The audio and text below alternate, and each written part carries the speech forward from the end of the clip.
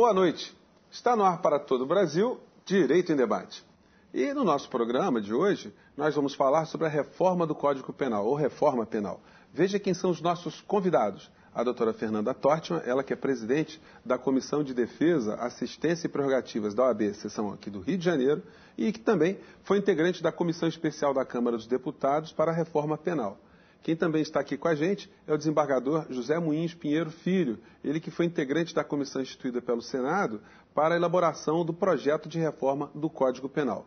Antes de começar o nosso debate, nós vamos ver a opinião do presidente da OAB aqui do Rio de Janeiro, doutor Adi Damush, sobre o nosso tema de hoje. Acompanhem.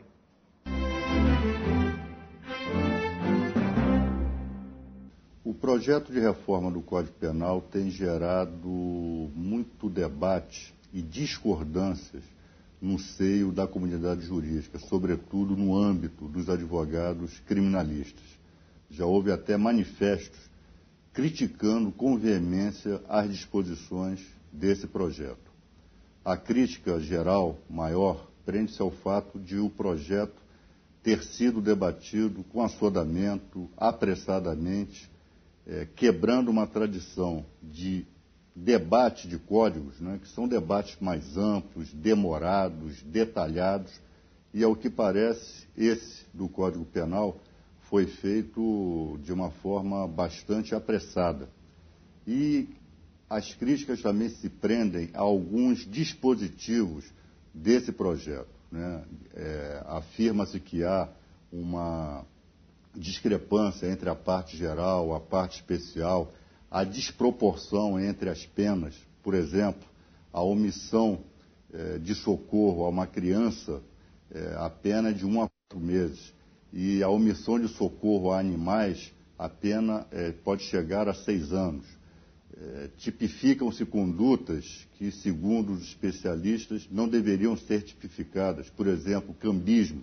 Né? Se eu vou a um jogo de futebol, me sobram ingressos, e eu vendo esse ingresso a alguém acima do preço, ou mesmo dentro do preço, eu posso ser processado por cambismo. Enfim, há uma série de aspectos, uma série de dispositivos do Código que tem merecido a crítica dos especialistas. E alguns desses especialistas estão, na noite de hoje, debatendo conosco esses e outros aspectos. Eu queria começar com a doutora Fernanda. Fernanda, existem muitas críticas ao nosso sistema penal hoje, né? Então, estamos diante de um momento muito interessante para o Brasil, que é a proposição de um novo ordenamento. Em que pé que está isso hoje? Bom, 2 comissões foram instituídas, né? Como você já disse, eu integrei uma comissão instituída para algumas reformas pontuais que foram feitas na Câmara dos Deputados, né? Então, que foram propostas pela Câmara dos Deputados.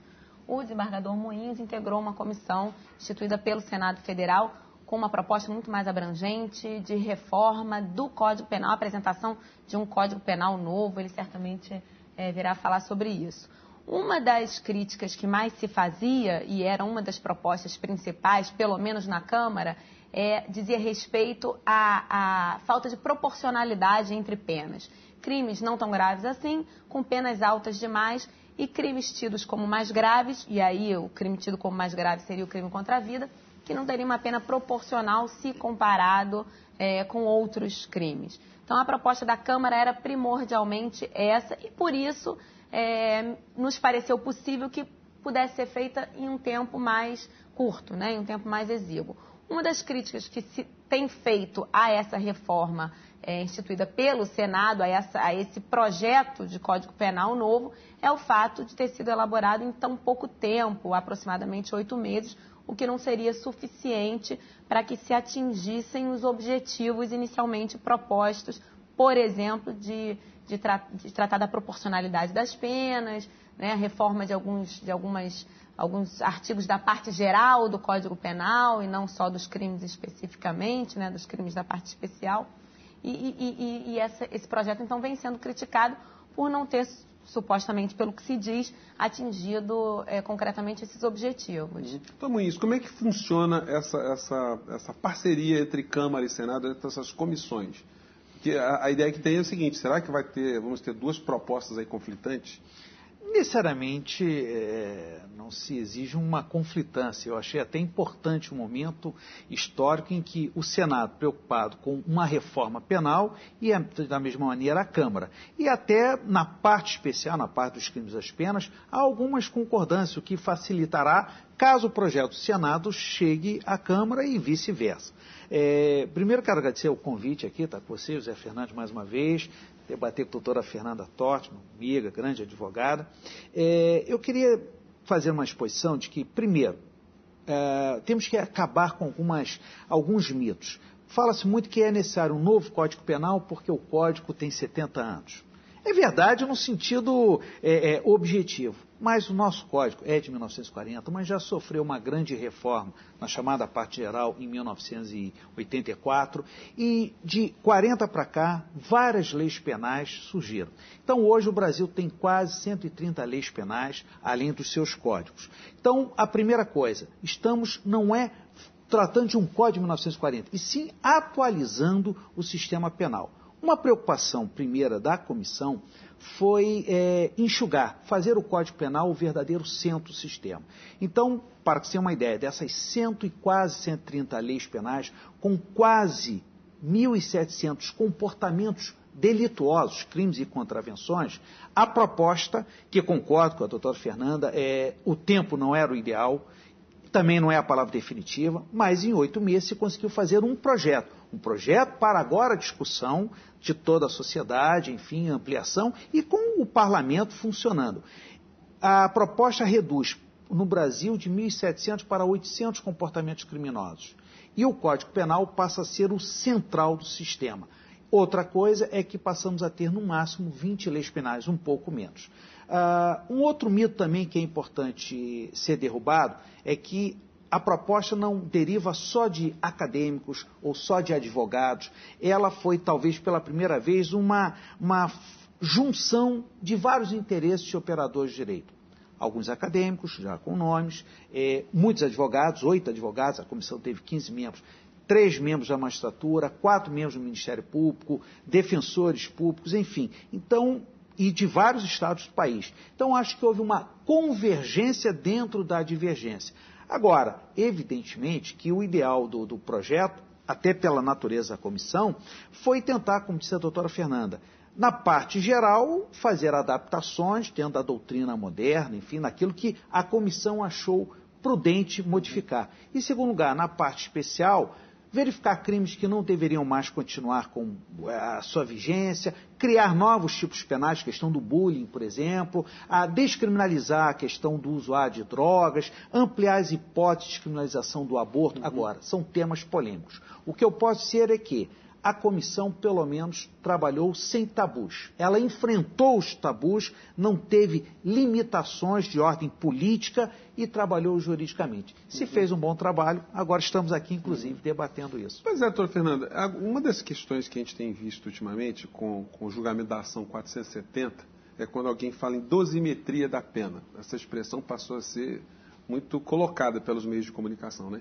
Como é estabelecer a dosimetria da pena quando se está estudando ali novos tipos penais? Quanto é que vale um crime? Qual é a reprovação máxima para aquele crime? Como é que a comissão lidou com isso?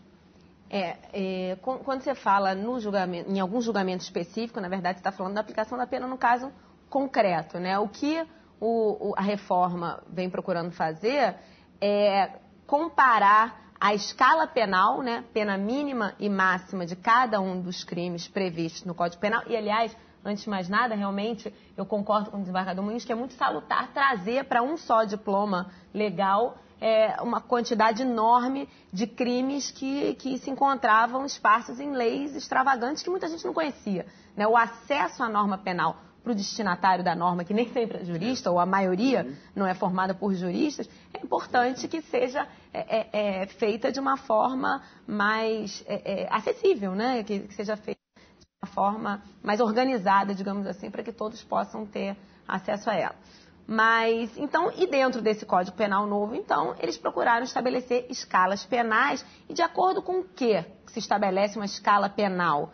Com o bem jurídico tutelado, o valor do que está sendo protegido pela norma, pelo legislador. O legislador entende, obviamente, que a vida é um valor muito mais alto, né, que tem um valor muito maior, esse bem jurídico, do que o patrimônio, por exemplo, né? Eu acho que não há dúvida em relação a isso. É óbvio que eu estou falando dos exemplos fáceis, né, claro, de identificar. É vida e patrimônio, todos sabem o que vale mais.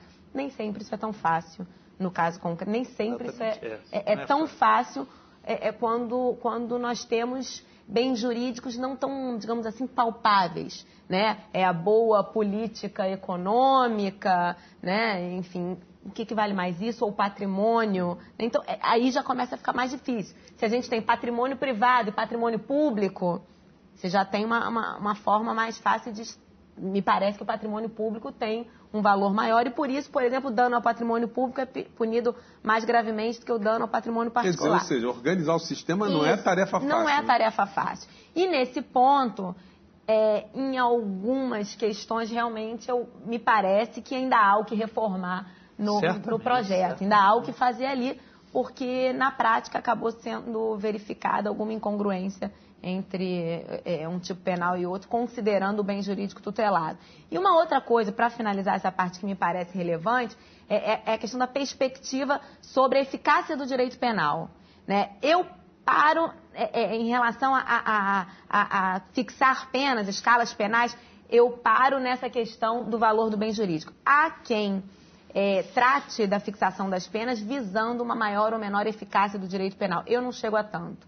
Eu não digo que o direito penal não funciona, mas eu não tenho provas, e ninguém tem, de que o direito penal funcione a ponto de se acreditar que, ampliando drasticamente determinada pena, nós conseguiremos reduzir a criminalidade em relação a determinada conduta, né? Então, isso me parece que não pode ser o motivo do legislador aumentar ou diminuir pena. Ter mais ou menos crime acontecendo naquele momento na sociedade. Doutora Fernanda, o nosso debate está muito bacana. A gente vai fazer agora um pequeno intervalo e você não saia daí porque o programa vai trazer muito mais informações interessantes. Até já.